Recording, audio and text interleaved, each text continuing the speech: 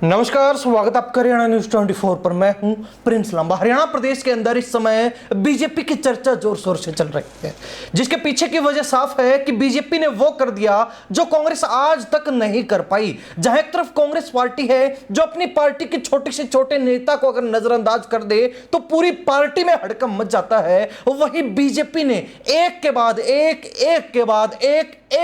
एक इतने बड़े बड़े नेताओं को ठिकाने लगा दिया और बीजेपी में कहीं शोर शराबा भी नहीं हुआ। और एक बार फिर बीजेपी ने अपने बड़े बड़े नेताओं को कोने में लगाते हुए यह बात सिद्ध कर दी कि बीजेपी जो है ऊपर से जो ऑर्डर आता है उसको मानती है और उसके आगे कोई नेता नहीं टिक सकता है। हम ऐसा क्यों कह रहे हैं? क्योंकि फिलहाल बीजेपी के अंदर संगठन विस्तार हुआ, राष्ट्रीय स्तर पर भी और हरियाणा में प्रदेश स्तर पर भी। अब दोनों ही जगह अनेक ऐसे नेता हैं जिनको जगह तो मिलनी चाहिए थी लेकिन उनको मौका ही नहीं मिला। उनको यूं नजरअंदाज कर दिया गया जैसे चाय से मक्खी निकालकर फेंक दी गई हो। और ऐसे ही कुछ भाजपा नेताओं को लेकर चर्चा करेंगे जो पिछले कुछ समय से लगातार भाजपा में नजरअंदाज किए जा रहे हैं, अनदेखे किए जा रहे हैं। और यही वजह है कि उनको अपनी राजनीति को जिंदा रखने का मौका ही नहीं मिल पा रहा और उनका पूरा राजनीतिक वजूद है, जो वर्चस्व है, वो अंधकार में जाता जा रहा है, हाशिए पर पहुंच चुका है। भारत में पहली बार 3 की शक्ति के साथ टफेक्स 369 दे, उम्मीद से ज्यादा। सबसे पहले सूची में अगर बात की जाए तो पहला नाम आता है प्रोफेसर रामविलास शर्मा का।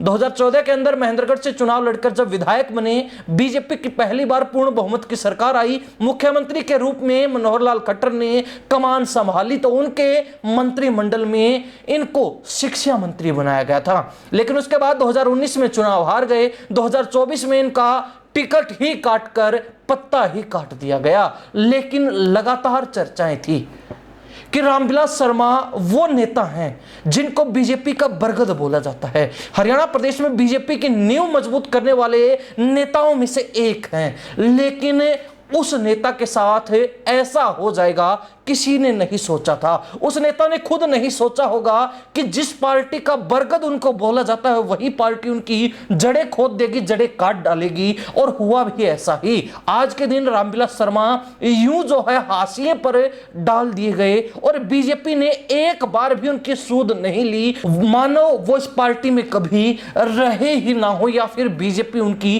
कट्टर दुश्मन हो। हालांकि इसके पीछे की एक बड़ी वजह यह मानी जा रही है कि वर्तमान में बीजेपी के अंदर वही नेता हाशिए पर गए हैं जिनकी किसी समय सीएम की दौड़ में गिनती की जाती थी। उनको मनोहर लाल खट्टर का कंपटीटर माना जाता था, यानी कि प्रतिद्वंदी कहा जाता था। वही नेता आज यूं गायब कर दिए गए मानो भेड़ के सिर से सींग गायब हो गए हो। अब इसमें पहला नाम हमने बताया प्रोफेसर रामविलास शर्मा का।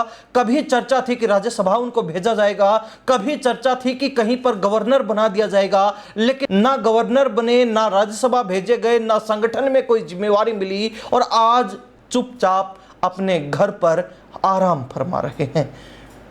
अब इस कड़ी में दूसरे नेता की बात की जाए, वो नाम आता है ओम प्रकाश धनखड़ का। अब इनके साथ भी वही बन गई कि न खुदा मिला न विशाल सनम, ना इधर के हुए ना उधर के हुए, यानी कि ना पद मिला ना सत्ता मिली और जो पद था, जो जिम्मेवारी थी वो भी चली गई। अब कहीं के नहीं रहे, खाली हाथ हैं, अपने घर बैठे हैं। आपको बता दें कि रामविलास शर्मा की तरह ही ओम प्रकाश धनखड़ को भी मनोहर लाल खट्टर का कंपटीटर माना जाता था। अब ओम प्रकाश धनखड़ पर भी जब मनोहर लाल खट्टर की गर्म नजर पड़ी तो उनका भी पत्ता काट दिया गया।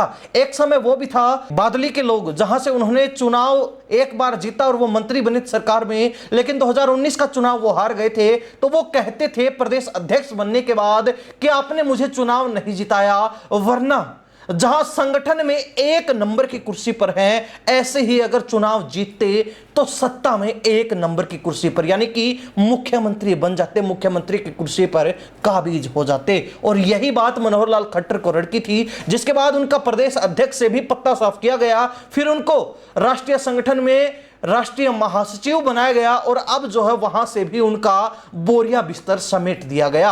अब उनको जो है ना प्रदेश में ना राष्ट्रीय संगठन में कहीं जगह नहीं मिली। सत्ता से फिलहाल उनका 2 कार्यकाल से दूर दूर तक कोई लेना देना है ही नहीं। तो ऐसे में वो भी राजनीतिक बेरोजगारी का शिकार हो गए हैं और रामविलास शर्मा की तरह उनको भी घर बिठा दिया है बीजेपी ने। अब इसी कड़ी में कैप्टन अभिमन्यु को छोड़ दिया जाए तो ये नाइंसाफी होगी, क्योंकि रामविलास शर्मा और ओम प्रकाश धनखड़ के जैसे हालात कैप्टन अभिमन्यु के भी हैं। कैप्टन अभिमन्यु 2014 में ओम प्रकाश धनखड़ के साथ साथ रामविलास शर्मा के साथ साथ चुनाव जीतकर नारनौद से विधायक बने और विधायक बनने के साथ खट्टर सरकार के पहले कार्यकाल में मंत्रिमंडल में भी शामिल थे। वित्त मंत्री उनको बनाया गया था। ओम प्रकाश धनखड़ की तरह 2019 का चुनाव वो भी हार गए, 2024 का चुनाव वो फिर हार गए, लेकिन उन्होंने उम्मीद नहीं हारी। लगातार राज्यसभा सांसद बनने के प्रयास किए, लगातार संगठन में बड़े पद पाने की कोशिश की, लेकिन फिलहाल संगठन विस्तार हुआ, जो राज्यसभा चुनाव हुए कहीं पर उनकी दाल नहीं गली, कहीं उनको मौका नहीं दिया गया, कहीं उनको जगह नहीं मिली कि वो अपनी राजनीतिक बेरोजगारी को दूर कर सकें। और यही वजह है कि इस बार भी संगठन विस्तार में मौका ना मिलने के बाद एक तरीके से लोग भी अब मानने लगे हैं कि ओम प्रकाश धनखड़ रामविलास शर्मा की तरह कैप्टन अभिमन्यु भी अब घर बैठ चुके हैं। बीजेपी उनके लिए कुछ नहीं करने वाली है, बीजेपी उनको कोई मौका नहीं मिलने वाला है। हालांकि इस तरीके की चीजों के शिकार तो राव इंद्रजीत सिंह भी अपने आप को बताते हैं और कुछ दिन पहले मनोहर लाल खट्टर, इसके साथ साथ जो राष्ट्रीय अध्यक्ष नितिन नवीन हैं, उनके सामने भी, प्रदेश अध्यक्ष अर्चना गुप्ता के सामने भी उनका जो गुस्सा पंजाबी समाज के कार्यक्रम में भरे मंच से फूटा था कि सारे नेता ताकते रह गए थे। वहां पर भी साफ पता चलता है कि बीजेपी किस तरीके से जो नेता बीजेपी को खटकते हैं, मनोहर लाल खट्टर को खटकते हैं, उनको हाशिए पर डाल देती है। और राव इंद्रजीत सिंह की वो नाराजगी कहीं ना कहीं ना केवल उन नेताओं को चुभी बल्कि लोगों को भी असलियत से, हकीकत से रूबरू करवा गई। हालांकि कुछ दिन पहले तक ऐसे ही हालात कुलदीप बिश्नोई के भी थे। जब से कांग्रेस छोड़कर भाजपा में आए थे तब से सिर्फ अनदेखी का शिकार थे।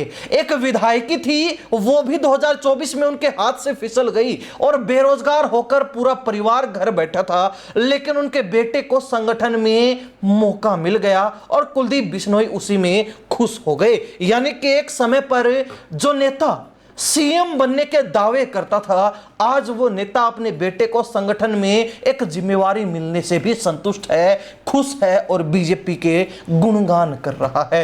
तो अंदाजा लगाया जा सकता है कि हरियाणा प्रदेश के अंदर बीजेपी ने कितने नेताओं को संगठन विस्तार के दौरान नजरअंदाज कर दिया और बड़े बड़े नेता जो एक समय पर सीएम के दावेदार थे, जिनकी तुलना मनोहर लाल खट्टर के साथ की जाती थी, आज उन्हीं नेताओं को ठिकाने लगाने का काम कर दिया गया और कहीं कोई शोर देखने को नहीं मिला।